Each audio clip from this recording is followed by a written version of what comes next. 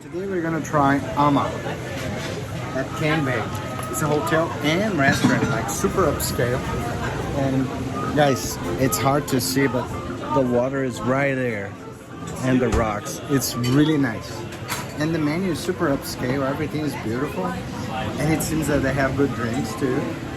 They have artisanal cheese, crab, sofaldi, yellowfin tuna, crudo, shrimp ceviche. So I think it would be nice. I think we're gonna enjoy it together. Ama at Caribe, Saint Croix, U.S. Virgin Islands, Caribbean. I can tell you one thing.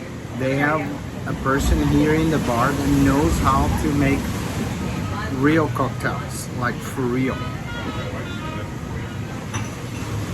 This is fantastic. She's amazing. This is a real martini. This is a real drink, not just like whatever. This is a concoction. This is really made to taste good. Congratulations. You know what you're doing. Food is beautiful. It's beautiful. And the people are so sweet, so nice. Let's try this delicious dish. It looks pretty good. Presentation is beautiful.